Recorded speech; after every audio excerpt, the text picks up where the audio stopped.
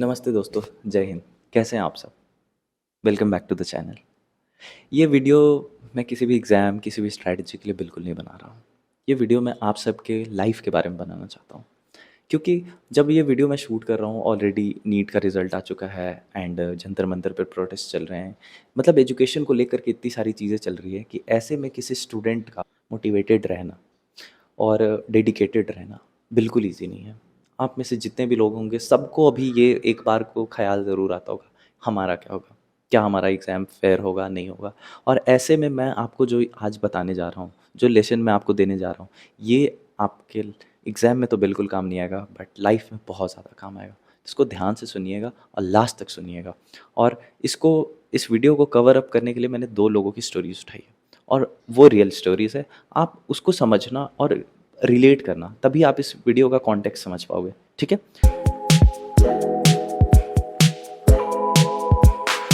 Video को start करने से पहले मैं आपको एक छोटा सा कोट सुनाना चाहता हूँ, जो आप में से लगभग सारे ही लोग ने एक ना एक बार ज़रूर सुना होगा। A single sheet of paper can't decide your future.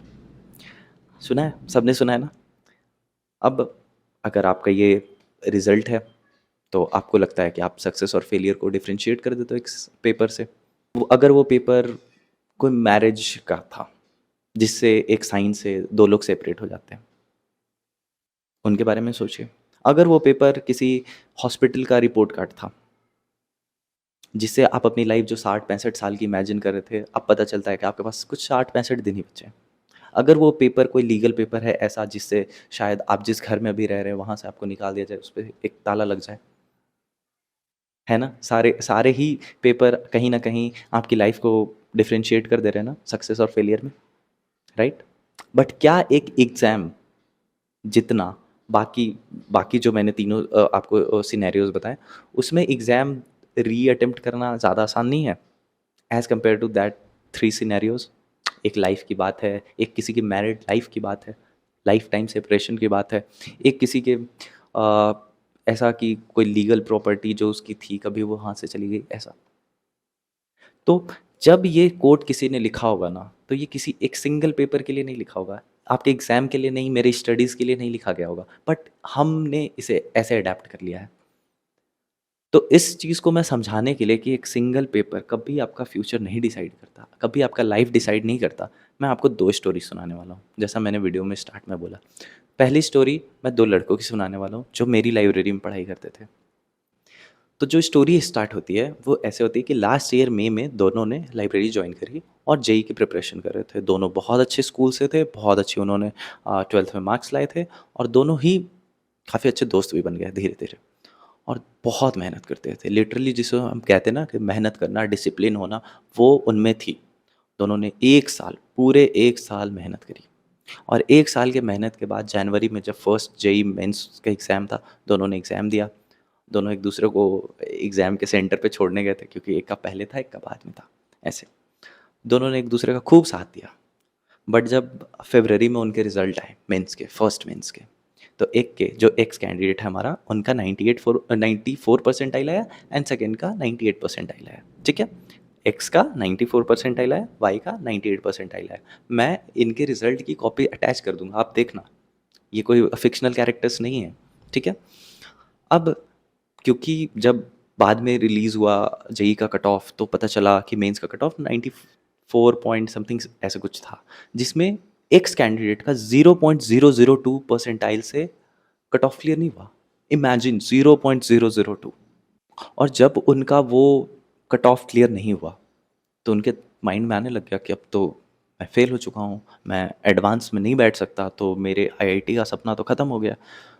तो उसने क्या किया, बहुत सारे एग्ज़ाम्स को एक्सप्लोर किया। तो उसमें से एक वीआईटी कॉलेज है, वेलोर इंस्टीट्यूट ऑफ टेक्नोलॉजी, जो वेलोर चेन्नई में 2 ब्रांचेज़ है, उसमें उनका सिलेक्शन होता है और वो चेन्नई ब्रांच में सीएस में सेलेक्ट हो जाते हैं।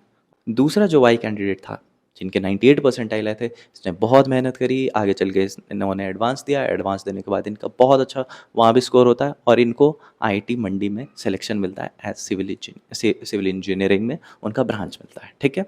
अब 2 कैंडिडेट हैं, एक्स कैंडिडेट है जो वीआईटी चेन्नई जा रहा है, वाई कैंडिडेट है जो IIT Mandi in civil branch और इधर सीएस ब्रांच, ठीक? अब अगर कोई कोचिंग इंस्टीट्यूट के टीचर होते और वो खड़े होते, वो इन दोनों को एक को बताते कि देखो तुम्हारे पास 1 साल है, 1 साल ऐसी मेहनत करो, ऐसा करो, बहुत तरह की मोटिवेशन देते हैं, कम बैक कर दो और साथ रहने वाले को दिखा दो, ये कर दो वो कर दो, बहुत सारी चीज़ें होती है, आपने भी रील में देखी होगी, बहुत सारे प्लेटफॉर्म्स पे देखी होगी। पता है क्यों? पता है क्यों ऐसा है? क्योंकि सपने बेचे जाते हैं, बहुत ज़्यादा सपने बेचे जाते हैं। ये 1 साल जो लड़का रुकेगा उसके अंदर जो सेल्फ डाउट क्रिएट होगा, ये कभी कोई कोचिंग इंडस्ट्री नहीं डिफाइन कर सकती, कभी नहीं बता सकती। एक बच्चा जो आईआईटी जा रहा है, मैं जानता हूँ उसका करियर बहुत अच्छा होगा, बहुत अच्छा होगा। बट एक वीआईटी जाने वाला बच्चा जो सीएस से जा रहा है, ऐसा नहीं है कि उसका कोई करियर नहीं है। अगर दोनों 4 साल के बाद निकलेंगे ना, तो हो सकता है दोनों के पैकेज में 1-2 लाख का अंतर हो सकता है, मानता हूँ 1-2 साल 1-2 लाख का। बट ये बहुत ऐसा ह्यूज डिफरेंस नहीं है जिससे आपकी लाइफ डिसाइड हो जाती है। बट अगर आपके टीचर, आपके कोचिंग वाले जो आपको सपने बेचते हैं, क्योंकि देखो जहाँ पे सीट्स कम होते हैं, जहाँ पे अपॉर्चुनिटीज़ कम होती है, वहाँ पे मनी मेकिंग ज़्यादा होती है, और जहाँ मनी मेकिंग ज़्यादा होती है वहीं सपने बेचे जाते हैं। ऐसी सारी चीज़ें जहाँ पे एक बहुत लाइफ लाइक एक एग्ज़ाम से सेट हो जाती है ना, वहाँ सबसे ज़्यादा सपने बेचे जाते हैं। ये रियलिटी है इंडिया की। ऐसा नहीं है कि सारी कोचिंग से ऐसा होता है। लेकिन आपको भी पता है कि अगर किसी भी एग्ज़ाम में 5,000 सीट है तो क्या वो 5,000 को एडमिशन दे रहे हैं? कि नहीं मैं इन्हीं 5,000 को बनाऊँगा? नहीं, वो उन 10 लाख बच्चों को जो उनकी कोचिंग में पढ़ते होंगे, उन सबको वो सपने दिखा रहे हैं कि आप ही हो, आप वो सिंगल इंसान हो जो उस सीट को पाओगे। बट हम क्या प्रैक्टिकल हैं? हम प्रैक्टिकली सोच रहे हैं। और क्यों करनी है? मैं तो कह रहा हूँ, बच्चों से भी पूछता हूँ कि क्यों करनी है आपको जेईई? क्यों करनी है आपको नहीं? किसी को भी, आपको जो भी करना है उसका सवाल का जवाब आपके पास खुद होना चाहिए। बट बहुत सारे बच्चे ये अवेयर नहीं होते, वो बस हाँ, क्योंकि ये मेरे साथ हो रखा है।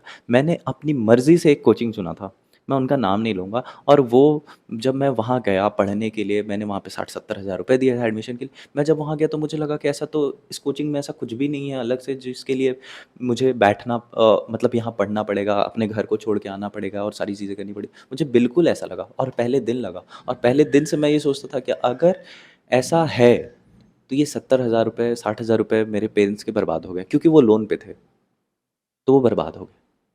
मैं ऐसा ही सोचता था, और ये मैं अपने 17 साल की आपको कहानी सुना रहा हूँ। जब मैं 17 साल का था, तब मैं उस कोचिंग में पढ़ा पढ़ा करता था। मुझे ऐसा हर दिन लगता था कि ऐसा इस कोचिंग में कुछ भी नहीं है जो मैं मेरे को घर पे नहीं मिल सकता था। और ये सब सोचने के बाद मुझे यही लगता था कि इससे अगर मेरे को अच्छा आउटपुट मिला, तभी ये जस्टिफाइड है। अगर मैं यहाँ से एग्ज़ाम निकाल लेता हूँ, तभी वो जस्टिफाइड है। अनफॉर्चुनेटली मैं कह सकता हूँ कि मैंने जितने भी एग्ज़ाम्स उस टाइम पे दिए, मेरे एग्ज़ाम्स निकल गए। लेकिन वो मेरे पैसे को जस्टिफाई नहीं करते, मेरे डिसीजन को जस्टिफाई नहीं करते। बट मैं मानता हूँ 17 साल की एज में बहुत सारी आप मिस्टेक्स ऐसे करते हो। लेकिन इसमें मैं आप सबको यही समझाना चाहता हूँ कि कोई भी कोचिंग, कोई भी एग्ज़ाम, किसी भी चीज़ को आप अपनी लाइफ से, अपनी खुशी से बड़ा मत समझिए।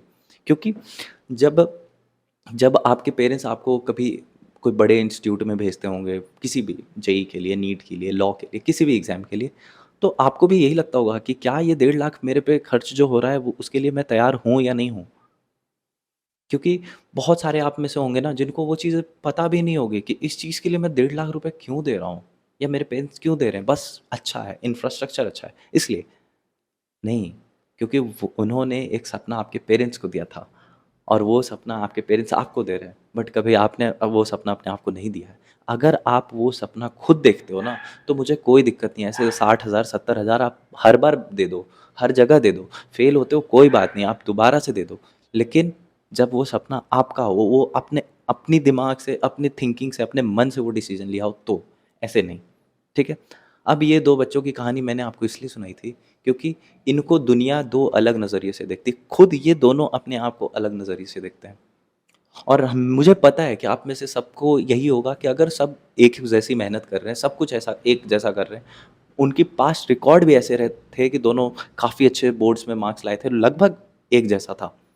और मैंने बताया था स्टार्टिंग में, जिनके 94 परसेंटाइल आए ना, उनके बोर्ड्स में ज़्यादा मार्क्स थे। तो ऐसा बिल्कुल नहीं था कि वो बच्चा कमज़ोर था या दूसरा तेज़ था, कोई ऐसा कुछ भी ऐसा नहीं था। लेकिन ये जो डिफ़रेंस आता है ना, ये अपने अंदर से आता है। एक लड़का है जो ओवरनाइट पढ़ के भी कॉन्फिडेंट है, एक है जो 10 दिन पढ़ के भी कॉन्फिडेंट नहीं है, और यही एग्ज़ाम डे पे डिसाइड हो जाता है। एग्ज़ाम डे पे सक्सेस फेलियर डिसाइड नहीं होता है, बट आपका आपका जो वहाँ पे कॉन्फिडेंस है वो बहुत कुछ डिसाइड कर देता है। और ये चीज़ें मैंने आपको लास्ट वीडियो में भी बताई है, उसके भी पहले वीडियो में बताई है कि कॉन्फिडेंस का होना बहुत ज़रूरी है। और कॉन्फिडेंस आपको अपने आप पे सबसे ज़्यादा रखना है एज़ कम्पेयर टू कोई भी लोग हो, जो आपके अगल-बगल फैमिली, फ्रेंड्स कोई भी हो, आप पे बिलीव करते हो नहीं करते हो। मैं खुद अभी ये थर्ड वीडियो है मेरी, और मैं अपने कंटेंट पे, अपनी बात पे बहुत ज़्यादा कॉन्फिडेंस रखता हूँ। बाकी लोग अगर मेरे को फीडबैक देते हैं अच्छी बात है, बट मैं कॉन्फिडेंस खुद पे पहले रखता हूँ तभी वो डिलीवर हो पाती है। वही चीज़ें आपको करनी है। दूसरी स्टोरी मेरे को आपको ये सुनानी है। हेनरी फ़ोर्ड जो थे, जो फ़ोर्ड कंपनी के मालिक थे, फ़ोर्ड की गाड़ियाँ चलती होगी, आपने कभी देखी होगी। तो फ़ोर्ड की को के जो मालिक थे, उनका क्या था ना कि वो अपनी कंपनी में बहुत सारे ऐसे लोगों को काम देते थे, जिनकी आईक्यू 70 से नीचे होती थी। आईक्यू जो होती है वो 70 से नीचे बहुत बिलो मानी जाती है, एवरेज 70 मानी जाती है या 100 मानी जाती है, ठीक है? आप ऐसे नॉर्मल समझना, ठीक है? तो जब ऐसे वर्कर्स उनको मिलते थे तो वो उनको बहुत वेल ट्रेन्ड करते थे, लाइक उनको बहुत तरीके से सिखाया जाता था कि आपको कैसे ये काम करना है, वैसे कैसे काम करना है, और वो बहुत अच्छा रिजल्ट दे रहे थे। तो उनको ऐसा लगता था कि एक ऐसा पर्सन जिसको ये सोसाइटी में इतना काम नहीं मिलता, इतनी रिकॉग्निशन नहीं मिलती है, मैं एटलीस्ट उनको एक जॉब दे रहा हूँ। तो उनको ये आइडिया बहुत अच्छा लगा। बट आगे चल के जब अमेरिका को वियतनाम पे वॉर करना था, उससे पहले वो वहाँ पे कुछ हेड बने थे, मुझे एग्जैक्टली याद नहीं है। तो वो जब वहाँ पे हेड बने, तो उनका ये कहना था कि हम एक्चुअल अपने मेन सोल्जर्स को जो भेजेंगे, उसमें रिस्क है, क्यों ना मैं ऐसे ही जिनकी आईक्यू 70 से नीचे हो, ऐसे लोगों की एक आर्मी बना दूँ, ताकि अगर कोई लॉस भी हो तो ऐसे लोगों से दुनिया को ज़्यादा उम्मीद भी नहीं होती है, तो ऐसे लोग रेडी हो जाएंगे। उन्होंने ऐसा ही किया, ऐसे लोगों को रिक्रूट करना स्टार्ट किया, उनको ट्रेन करना स्टार्ट किया, उनको हर वो डिसीजन सिखाया कि कैसे एक आपका ऑफिसर, कमांडिंग ऑफिसर आपको कुछ बोलता है तो आपको फॉलो करना, जस्ट इंस्ट्रक्शंस फॉलो करना उनको बताया गया था। वो वही करते थे, उनको बोला जाता था फायर, जस्ट फायर। उन्होंने सारी चीज़ सीख ली। जब वियतनाम में वो वॉर में उतरे, वो काँप गए, क्योंकि एक well trained person well confident कभी नहीं हो सकता। और यही चीज़ें बहुत सारे बच्चों के साथ एग्ज़ाम डे पे होता है। जब वहाँ पे वॉर में वो सारे सैनिक गए, तो जब उनको फायर कहा गया ना, वो ऐसे खड़े के खड़े रह गए और वो फायर अपनी ही आर्मी पे करने लग गए, क्योंकि उनको समझ नहीं आ रहा था, उनका माइंड इतना प्रॉब्लम सॉल्विंग माइंड नहीं था कि वहाँ पे जा कर के उनको समझ आए कि मुझे क्या करना है, क्योंकि वो बस इंस्ट्रक्शन फॉलो करना जानते थे। उनको कहा जाता था कि अगर एक नेट टॉस करना है, तो वो कहाँ करेंगे ये उनको नहीं पता, बस वो टॉस करना जानते थे। और इस ये बहुत बड़ा एक लॉस हुआ था अमेरिका को। ये स्टोरी मैं आपको इसलिए समझा रहा हूँ, क्योंकि बहुत सारे बच्चे, मैं सबकी बात नहीं कर रहा हूँ, बहुत सारे बच्चे सेम ऐसे ही ट्रेंड हो रहे हैं और इंस्ट्रक्शंस फॉलो कर रहे हैं सिर्फ टीचर्स की, क्योंकि हमने गुरु को भगवान का दर्जा दिया है, शुरू से दिया है, माँ बाप को भगवान का दर्जा दिया है, तो हम उनके इंस्ट्रक्शंस को फॉलो करते हैं। बट हम अपनी पोटेंशियल को जानते हुए उनके इंस्ट्रक्शंस को फॉलो नहीं करते हैं। आपको पता है आर्मी में बहुत अलग-अलग वो रेजिमेंट्स होती हैं। कोई कैनन्स यूज़ करते हैं, कोई आर्टिलरी फायर करते हैं। क्यों बनाए जाते हैं? कुछ तो स्पेसिफिकेशन देखी जाती होगी ना, कुछ तो उनमें कैपेबिलिटीज़ देखी जाती होगी। सेम चीज़ है ना, फोर्स सारे हैं, सब कुछ ना कुछ करते हैं, लेकिन हम ये चीज़ डिसाइड नहीं करते हैं। आज मैक्सिमम मैक्सिमम मैं बता रहा हूँ, मैं अगर घूम जाऊँ अपने मोहल्ले में ना, सारे बच्चे मैथ्स कर रहे हैं, क्या करना है? जेईई देना है। किन्हीं को नहीं पता कि आगे क्या करना है। इफ़ नॉट जेईई तो क्या होगा? आप में से बहुत लोग होंगे जो आप अपने आस-पास में देखते होंगे कि बहुत सारे लोग प्राइवेट कॉलेजेस से निकल के बहुत अच्छा पैकेज ले रखे हैं। लाइफ में फेल है ना वो, क्योंकि जिस दिन जेईई का रिजल्ट आया होगा उनको भी यही थॉट आया होगा कि वो फेल हो चुके हैं। या आप में से बहुत सारे लोग जो बहुत सारे एग्ज़ाम्स दिए होंगे, एसएससी, यूपीएससी, एनीथिंग, आपको लगता होगा आप फेल हो चुके हैं। नहीं, अगर एक बच्चा जॉइंट फैमिली में रहता है, तो उसे फैमिली के पास रहना अच्छा लगता है, चाहे उसकी सैलरी कम क्यों ना हो। तो उसकी सक्सेस उसी से डिसाइड हो जाती है कि वो किस चीज़ में खुश है। एक बच्चा अगर फॉरेन में रह कर के काम करना चाहता है, वहाँ खुश है, तो उसकी सक्सेस वहाँ डिसाइड होती है। सक्सेस कभी एक पेपर पे, एक पैरामीटर पे नहीं थी। सक्सेस या फेलियर सबसे पहले आपकी खुशी से थी, आपके हैप्पीनेस से थी। अब हम लोग हैप्पीनेस मटेरियलिस्टिक चीज़ों से जोड़ देते हैं कि जब तक मेरे पास घर नहीं है, तब तक मेरी कोई हैप्पीनेस नहीं है, कोई गाड़ी नहीं है, तब तक मेरी कोई हैप्पीनेस नहीं। बट ऐसा नहीं है। आप जैसे-जैसे बड़े होंगे लाइफ में, आपको ये चीज़ें समझ आने लग जाएगी कि ऐसा बिल्कुल नहीं होता है। मैंने जैसे कहा ना कि जब वो वॉर ख़त्म हुई ना, तो हेनरी फोर्ड को ये बात समझ आई कि वेल ट्रेंड में, वेल एजुकेटेड में और एक ऐसे इंसान में जिन जो बहुत इंटेलेक्चुअल है, बहुत अच्छा थिंकिंग रखता है, ये बहुत डिफरेंस होता है। इन 2 स्टोरी से मैं आपको ये समझाना चाहता था, आप जितने भी लोग मुझे देखते हो, सबसे पहले खुश रहने का तरीका ढूँढो। लेकिन हाँ, ये शॉर्ट्स वाले नहीं कि 30 सेकंड्स में मुझे खुशी मिल जाए। एक शॉर्ट्स आधे घंटे देख लूँ, वो उससे खुशी मिल जाए। एक यूट्यूब वीडियो 1 घंटे की देख लूँ, 2 घंटे की मूवी या 6 घंटे का वेब सीरीज़, ये नहीं। अपने काम में जिसमें आपको खुशी मिलती है, उसको देखो ना, वो बहुत ज़रूरी है। तो आप जो भी लोग जैसा भी कर रहे हो, पढ़ाई में कर रहे हो, स्पोर्ट्स में कर रहे हो, जिस भी चीज़ में कर रहे हो, सबसे पहले अपने आप को खुश रखना और खुश रखने के साथ-साथ अपने आप को कॉन्फिडेंट रखना, अपने क्राफ्ट पे, अपने आर्ट पे, अपनी मेहनत पे, तब जा कर के कुछ होता है। और इन 2 स्टोरीज़ से मैं आपको बस यही समझाना चाहता हूँ, किसी एक को एकदम ऐसे वर्ड टू वर्ड फॉलो नहीं करना है। मेरे को हर दिन 5वां या छठा रील ऐसा आता है कि दुनिया उखाड़ दो, कमबैक मार दो, जला दो, इसको कर ये जो तुम पे डाउट करते थे उनको दिखा दो। क्या करोगे? क्या ये सब मैटर करता है? कुछ भी नहीं मैटर करता है। मैटर ये करता है कि आप खुश हो, आप जस्ट अपना काम करते हो, टाइम से खाते हो, स्वस्थ रहते हो, दैट्स इट। सबसे अच्छा खुशी है। और इस तरह की रील्स पता है क्यों आती है? क्योंकि इससे ही आप उस इंसान को जज करने लग जाते हो कि ये हमारे बारे में सोच रहा है, ये मेरे ही बारे में बात कर रहा है इंसान, तो मुझे ये करना है और मैं एकदम इनके जैसा हूँ अभी जज्बाती।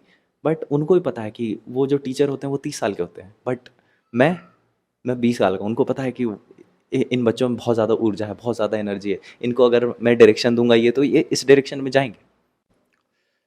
सो अब वीडियो को एंड करने का टाइम आ गया है एंड आप सबको एक छोटा सा लास्ट मैसेज मैं देना चाहता हूँ। वापस से कहूँगा, अपने मेहनत में कभी कोई चीटिंग मत करना, ऑनेस्टी रखना अपने आप के साथ, अपनी फैमिली के साथ, दोस्तों के साथ ऑनेस्टी रखना और जो भी काम करते हो ना उसमें एकदम खुश रहना और वैसे ही काम को चुनना। किसी टीचर, किसी के कहने से आपका सक्सेस फेलियर डिसाइड नहीं होगा। जिस दिन आप मान लोगे आप सक्सेसफुल हो, उस दिन आप सक्सेसफुल हो। तो इसी के साथ मैं वीडियो को एंड करता हूँ। वीडियो अच्छा लगा हो तो कमेंट ज़रूर करना, बताना कौन सा पार्ट अच्छा लगा, क्या बातें आपको सीखने को मिली और नेक्स्ट वीडियो किस टॉपिक पे चाहिए। और जब तक ये सब चीज़ें चल रही है, मन लगा करके जो कर रहे हो करो। पढ़ाई करनी है पढ़ाई करो, खेलना है खेलो, स्पोर्ट्स खेलना है, कुछ भी करना है, whatever you want to do, just do it, लेकिन मेहनत के साथ। जय हिंद, बाय बाय, टेक केयर।